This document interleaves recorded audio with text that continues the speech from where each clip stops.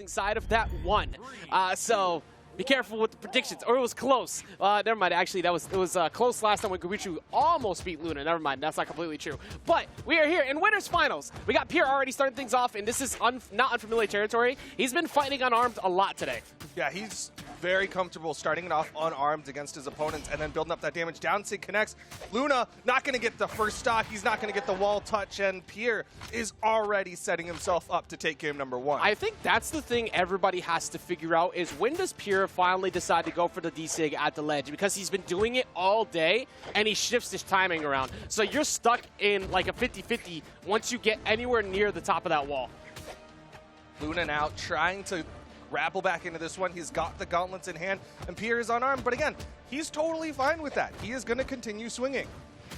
He's going to get hit by the recovery after going for the side light off that platform. Nobody was to be found on that, of course. Big whiff punish coming in for Luna, and he has a decent amount of damage on the second stock, but he is going to find that ground pound to answer back and get himself that first one on the board. A really good ground pound from Luna, this time opting not to pivot it because Pierre was so far out there and didn't have a lot of movement options.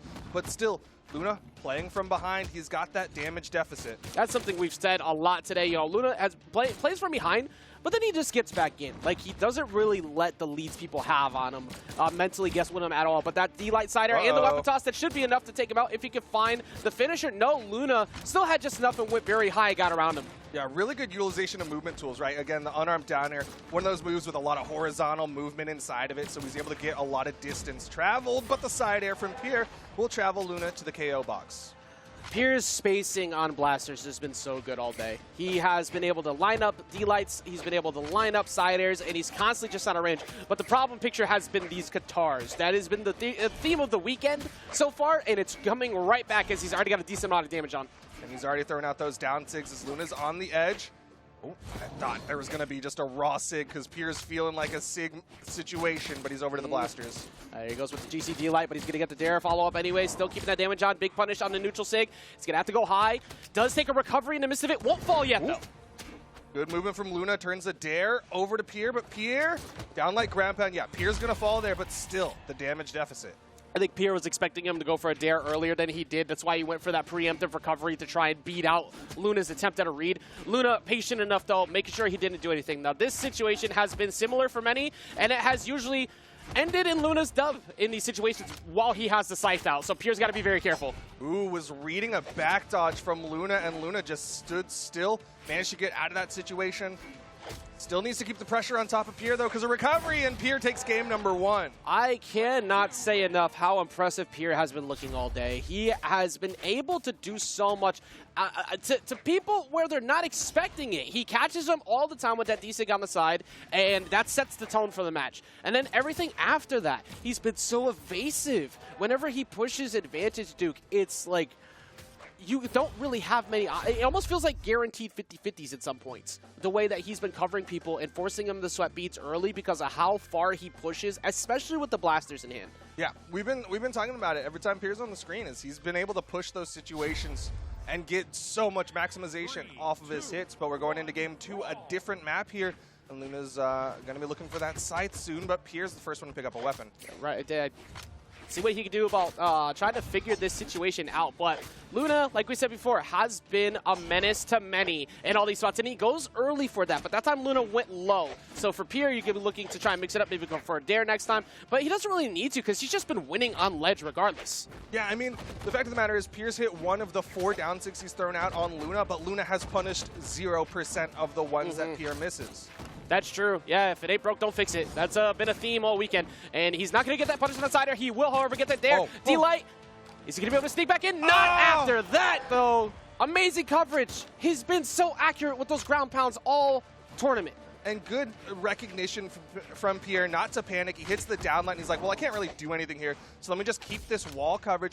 And then he goes for the ground pound, and he releases it for that burst out. It wasn't the touch of the ground pound. It was the burst out from Pierre. Like I said, that's spacing on the blasters. Big theme of the weekend. That is going to rip him off the side of the stage, though. He did get the wall, so he's able to go back around, but this is a big opportunity for Luna as he catches him, and that is going to get the game even right back up. I like that weapon toss from Luna. He respected the up toss from Pier, so he goes for his own weapon toss to kind of respond in kind, and it forced Pier to go to the outside. Pier ends up eating that dare, and the stock is evened up. We've seen a lot of foolishness out of Luna in matches prior where he's kind of been toying with them a little bit, emotes here and there. I think this, at least at this moment, is the first person to make him second guess trying to fool around too much. I see a lot of straightforward, solid decisions in neutral from Luna and not trying to overextend for anything crazy. That's putting a lot of respect on Pierre right now. I mean, at this point, you got to respect Pierre. This is the winner's side of the bracket. Guaranteed a top 3 finish for both of them, and Pierre earned this spot, but the side air will earn Luna that stock advantage. He's going to juggle weapons and likely stick with the scythe. Yeah, going back to scythe, this one's been putting a lot of money in for him. Misses out on, oh, he's going to take a side air, actually. Weapon toss up. Nice pickup. Misses the second Sair, though, and this is a turnaround. Pierce sweat beating, still running out of movement options, but the Sair gets him back on. And amazing coverage afterwards, too. Sneaking in underneath that weapon toss to seal out that stock. Even here again, Pierre was able to take it last time with a slight light lead, though. Oh, and I like the attempt there for that ground pound. Knew there was a weapon spawn below, so it was expected Luna to go straight for it and tried to cover it with that high damaging Qatar ground pound.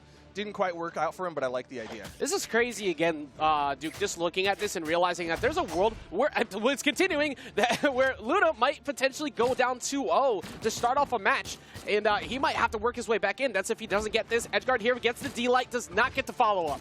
Yeah, looking very reminiscent of Luna's winner's semifinal match where he played against Guichibu and struggled again against the Qatars of his opponent. So maybe this might be kind of that kryptonite for Luna. That's actually a possibility. The Qatars being the consistent factor. Recovery will not be enough, but that one will, as he catches him with the GC sidelight into the recovery, not paying attention on his way back down, but there's so many routes you could take. He was pretty much dead center with him. You had to guess, am I going to the left or am I going to the right? And Luna predicted correctly with him going to the right. Yeah, picks correctly on the 50-50 Pier. You can see that was that burned air dodge, so he had no way out of this recovery from Luna. Great recognition from Luna as well to not panic. He's like, all right, your dodge is down. I can 100% get this as long as I get that sidelight. Hey, quick answer back at that too. Not going down 2-0 here, going up 1-1. Like we said before, this matters a lot. Every match counts.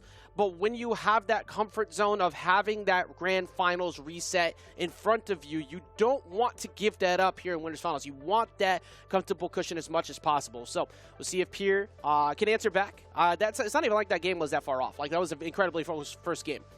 Are we seeing the same thing? Is it bro swap on win? Huh? That's the Arcadia, which is not a bad character by any means. Spear looking great. Great sword is in this spot where people are, in my opinion, sleeping on it. But at the same time, like, swap on win? That's kind of throwing me off, considering how solid he played a second ago. I mean, it was a close game, for sure. What's the stage? Like, I think this has to be stage.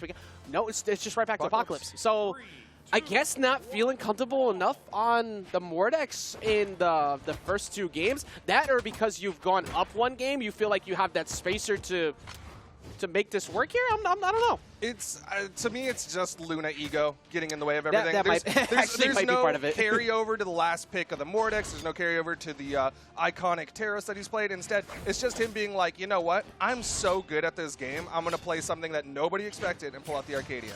Well, I mean, he's already getting 2 pieces to start things off here. And it's not like Greatsword hasn't been looking good overall this weekend. We saw Machete before, and we just saw him deliver a swift knockout. So definitely, it's a quicker knockout that's happened so far as compared to the Tai Long. Yeah, this is definitely looking really solid. Obviously, like, ego aside, he's looking good. He's going for those resets. He's going for those dodge reads. And, of course, he is playing well with this greatsword. Let's see if he can keep that going here. Been disarmed at the moment, so he's going to be... Actually, he still had the greatsword prime. That's going to lead to a quick knockout, so quick answer back on the revenge KO from Pierre. Yeah, really good pickup from him with that neutral signature, and now Luna is disarmed for a little while here. Tries to go in unarmed here, catches him with a neutral air, but damage advantage. Looking for sidelights combo starter, not caring much about the spear, actually. Just getting away from that recovery as well on the Qatars. But like we said before, the Qatars have been the issue. That's been a consistent issue. What a good dodge read. That's twice now where Pierre's gone in, N-Light and Sig. Doesn't go for it that time. Luna gets away from it, but man, Pierre's been getting away with those on Luna. And Luna took a long time before he went, and that time finally dipping low, like you're saying. He's been reading that over and over. Go for the D-Zig, not going to get hit. Actually, no, he did get a big punish for it. Never mind. Luckily got away from the side air, and Luna deep off stage, just below the D-Zig, not going to get punished by that. Still trying to read the reaction out of the bridge there, but Pierre gets away from it. Luna did even up the damage off that whiff from Pierre because that's a burned air dodge. But Luna needs to find a way to finish the stock off. Pierre looking for the dare, looking for a D-Light. Oh, the neutral light into side air is not going to find the mark that he's looking for. That's a big whip punish. Doesn't close it out, though. Side air won't be enough, and the weapon toss just misses Luna on the way back. But the gravity cancel side light beats out the recovery of Luna, and Pierre takes that stock advantage. Momentary advantage. We'll see if he can keep it. Last time it did disappear very quickly when Luna had the advantage and he was able to answer back. But now already starting things off here, going for it once again. And at this point, I think it's you go for it enough so that way you save that same situation for the last stock where you mix it up and you go for a bigger read, maybe wait for it immediately and then go for like a recovery.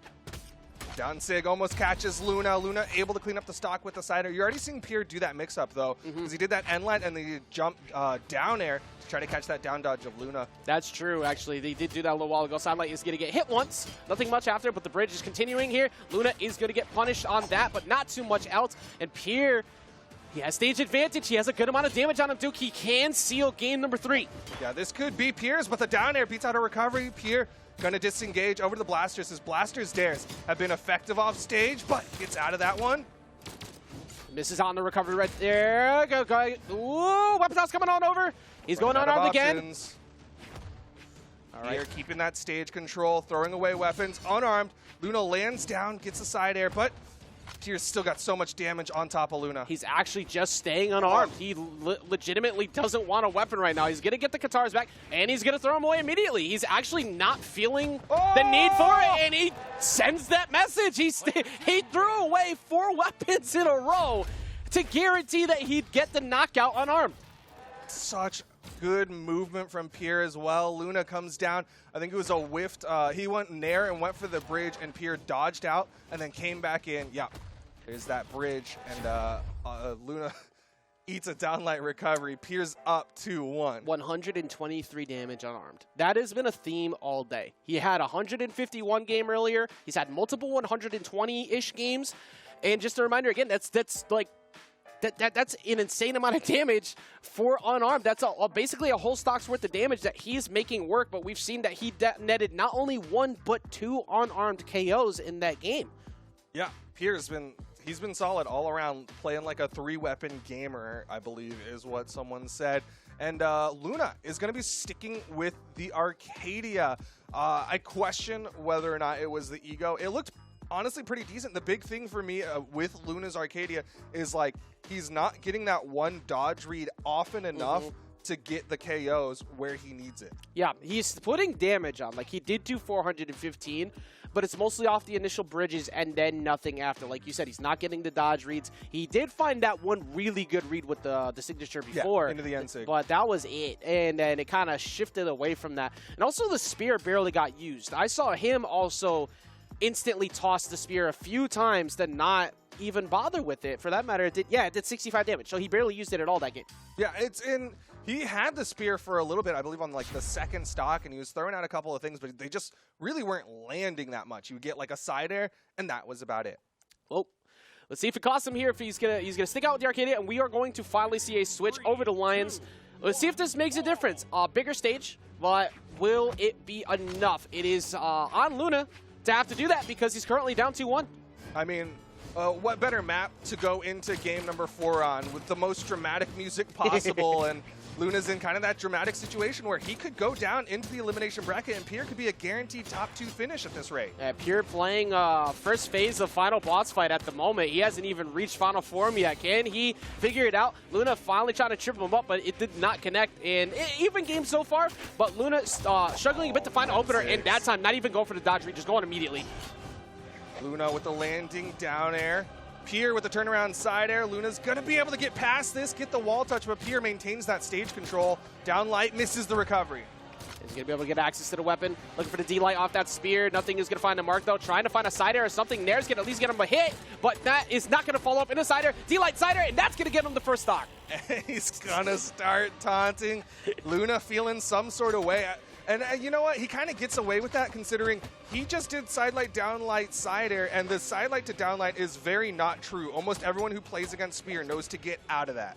Let's see if he can do much else about keeping this lead. Going for the end lights, but they did not find the mark. That's going to be a nair that misses entirely, but the volley off the wall on recovery won't be enough here. It's going to close it out by doing not one, but faking the idea that he can actually get by him and using the GCN sig instead to close it out. Pierre's been using those N6 against Luna to great effect, catching him off end lights repeatedly. It's actually so impressive the way that he's like, you see so many come out. It's like, okay, what's the point of doing like that many row? Like it's not connecting, but it's a mix-up game in and of itself, and it's so quick, and it's been lining up very well for him. Luna now in that awkward spot, sitting on the wall, hits a recovery, chases up, but he doesn't have another move there. Pierre able to land back down safely. I'm glad we're seeing so much more of the spear out of Luna too, because I was literally just mentioning last game, as he instantly throws it away after I pointed out, it was barely used last game, and now it's been used very solidly this game. Tried to trip him up there to catch him with a, like on the weapon switch, but didn't end up hitting. Pierre just runs by, kicks him in the knees, and keeps going, picks up some blasters. Both of them in the red. It's going to be a recovery to KO. Who's going to be the one who hits it, though? The falling side air from Pierre. Weapon toss is going to go away. We already know Pierre is not one to worry about being unarmed. He will box as he gets the stock right there. It does not matter. If you try to weapon starve me, I'm perfectly fine. Like we said before, he's a 3-weapon legend. And now, back to the unarmed, denying weapons from Luna, denying weapons from himself. Another pickup, goes in with the blasters. Luna trying to finish off this stock. He will with the N-Sig, but last stocks here in game number 4. Luna could go down to the elimination bracket. Like you said, Luna looking at the elimination side right now would have to potentially have a run back against Stingray or deal with Java. That's if he could get through Pier and shut that down right now. He's still got another game to play here, but Pier is boxing him out. Greatsword does not matter. I don't care about that range. I have these hands and they are ready for you. These hands are rated E for everyone, but right now Luna's the only one in the theater, and he is getting all of these hands. But Pierre comes down with the Katars, hits it down air, keeps Luna on the wall. Pierre wants all the smoke, you already know. He's ready to go for the N-Sig, and he does not get it. Gonna get the punish right there. Does he go for another one to ledge? Does he go for a D-Sig at ledge? No, he decides to go off and does not connect on the side air, so Luna's still keeping himself going. Down line, oh! Down air into the side sig. Pierre gets the stock, gets game number 4, wins it out 3-1.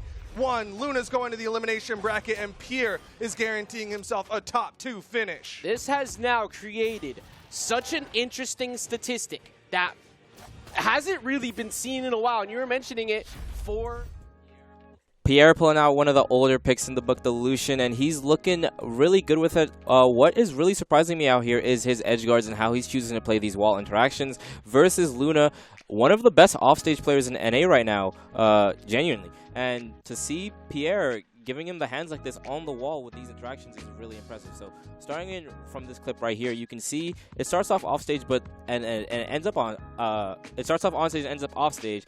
But it's how Pierre wants to play it when he gets back and Luna now has to come back. He sees that Luna's burnt a lot of options here, and I'm going to show you those options he burnt, and I'm going to show you exactly what it looks like. Luna coming back up, uses his last jump here, goes for that nair with it, goes for the recovery now, and Pierre realizes that he says, okay, I have this angle here. You have to do this recovery. I know exactly where you're going. And I'm going to line up just to cover this entire blur of area here with my beautiful sig. So he goes for that down sig, confirms it. Luna now has to come back up on his own with the same options he has left, and that's when he just says, no, you won't be doing that, because he doesn't have a dodge. He goes for that side air, cleans it up, and he keeps it rolling. A lot of off-stage interactions from Pierre kind of looked like that. After this one again, let's look at the options that were taken away from Luna.